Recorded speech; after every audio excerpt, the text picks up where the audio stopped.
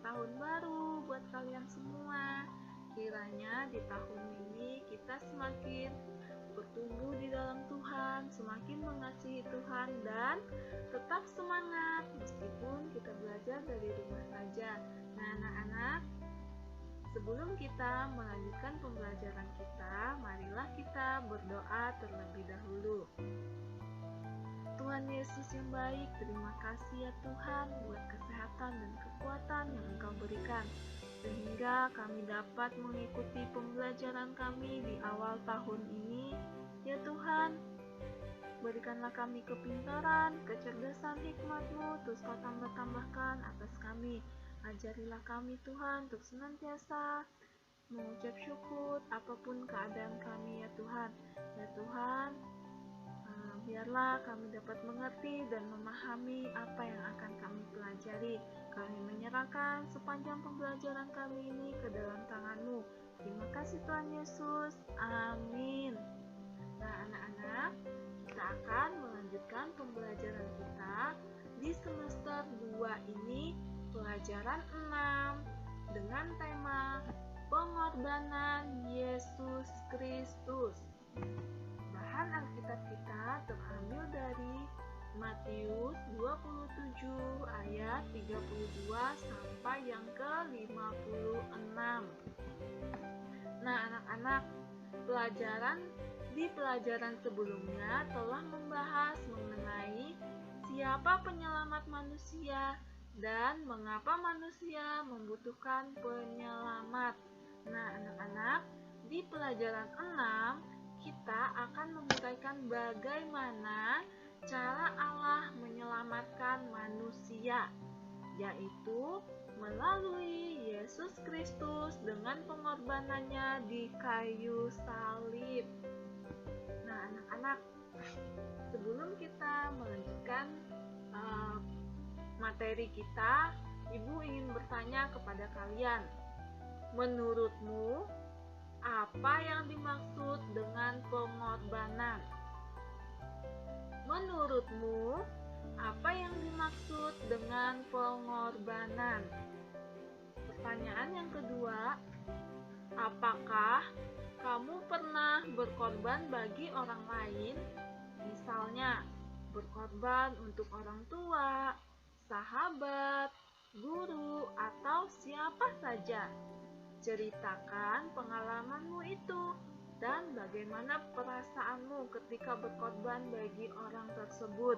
Nah, anak-anak, apakah kalian pernah berkorban bagi orang lain? Bagaimana perasaanmu ketika kamu berkorban bagi orang tersebut? Nah, anak-anak, kata berkorban menurut Kamus Besar Bahasa Indonesia berarti menjadi korban, menderita rugi, atau menyatakan bakti. Nah, anak-anak, pengorbanan Yesus Kristus di kayu salib adalah jalan yang disiapkan Allah untuk penghapusan dosa, serta untuk pendamaian umat manusia. Salib Kristus melambangkan pengorbanan. Pengorbanan selalu ditunjukkan untuk kebaikan orang lain. Bahkan, pengorbanan juga dapat diartikan sebagai perkara menyerahkan nyawa yang ditunjukkan untuk orang lain. Nah, anak-anak, dalam Matius 27 ayat 32 sampai yang ke-56 menceritakan pengorbanan Yesus Kristus. Nah, anak-anak, kalian dapat melihat di ayat yang ke-35. Ayat 35 bacaan ini menceritakan tahap ke-7 dari penderitaan Yesus. Sebelum tiba pada penderitaan Yesus yang ke-7, bagian bacaan sebelumnya menjelaskan penderitaan Yesus yang pertama sampai dengan yang ke-6. Nah, anak-anak, penderitaan Yesus yang pertama adalah Yesus mulai merasa sedih dan gentar. semua penderitaan rohani dan jasmania yang dialami Yesus bermula di Taman Getsemani. Nah, anak-anak, di dalam Lukas ayat 22 ayat 44, peluhnya menjadi seperti titik-titik darah yang bertetesan ke tanah. Nah, anak-anak, ini adalah tahap pertama yang Yesus alami, penderitaan pertama yang Yesus alami, di mana peluhnya menjadi seperti titik-titik darah. Nah, anak-anak, tahap yang kedua dari penderitaan Yesus adalah Ia diludahi, ditinju, dan dipukul. Kita dapat membacanya di Matius 26 ayat 67. Nah, anak-anak, tahap yang ketiga dari penderitaan Yesus adalah Ia dibelenggu, lalu dibawa dan diserahkan kepada Pilatus.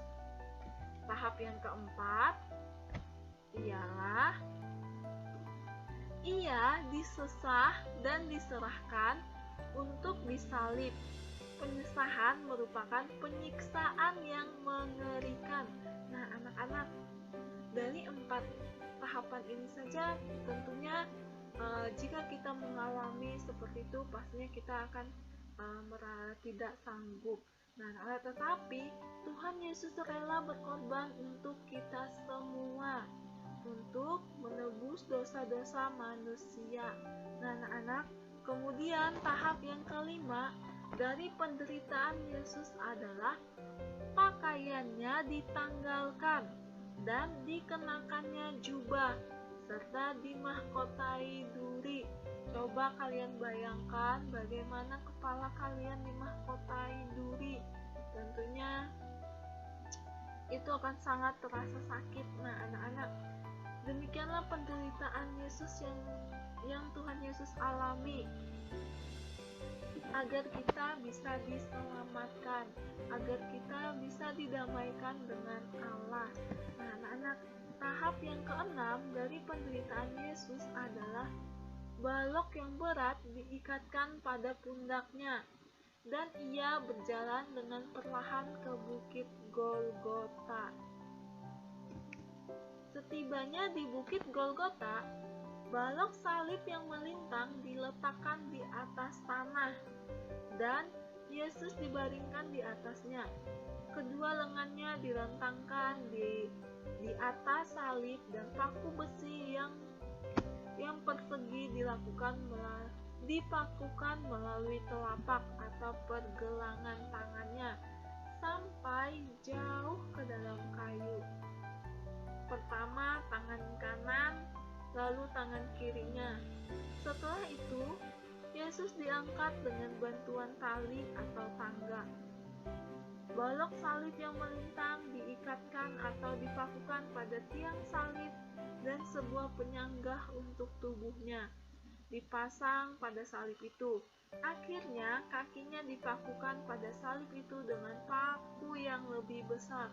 Nah, anak-anak, gimana di sini penderitaan Yesus adalah ketika Tuhan Yesus disalibkan di bukit Golgota. Nah, tahap yang ketujuh dari penderitaan Yesus yaitu Ia disalibkan.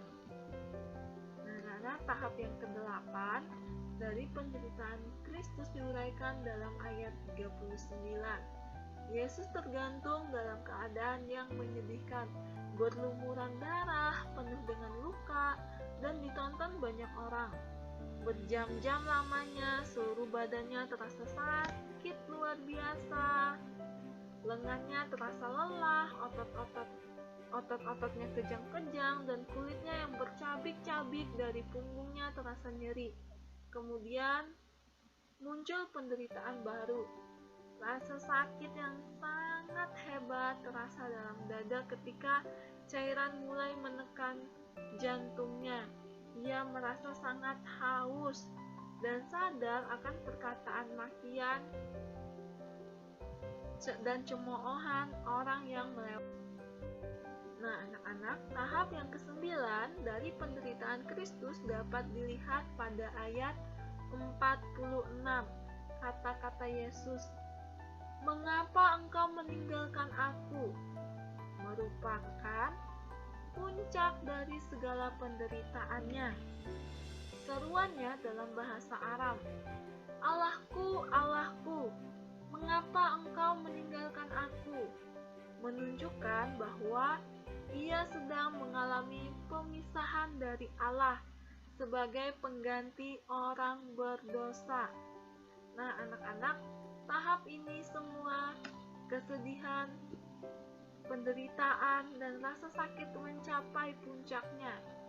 Ia tertikam karena pemberontakan kita, dan ia telah memberikan dirinya sebagai tebusan bagi banyak orang. Ia yang tidak mengenal dosa telah dibuatnya menjadi dosa karena kita. Ia mati sebagai orang yang ditinggalkan agar kita tidak pernah ditinggalkan olehnya. Demikianlah kita ditebus oleh penderitaan Kristus. Nah, anak-anak, tahap yang ke-10 dalam Matius 27 ayat 50 merupakan tahap ke-10 dari penderitaannya. Ia mengucapkan kata-katanya yang terakhir dengan nyaring, "Sudah selesai." Kita dapat melihatnya dalam Yohanes 19 ayat 30. Seruan ini menandakan akhir dari segala penderitaannya serta penyelesaian karya penebusan.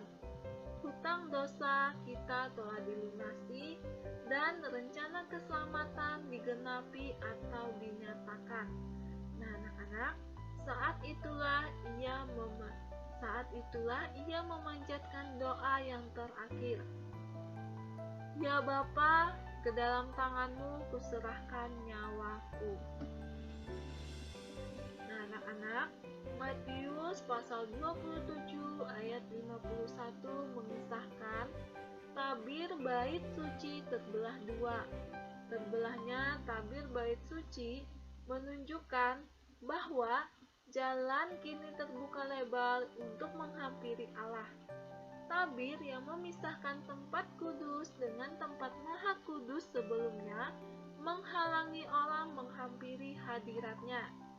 Tabir itu disingkirkan melalui kematian Kristus dan jalan menuju tempat maha kudus, yakni kehadirat Allah, kini terbuka bagi semua orang yang percaya kepada Kristus dan firman-Nya yang menyelamatkan.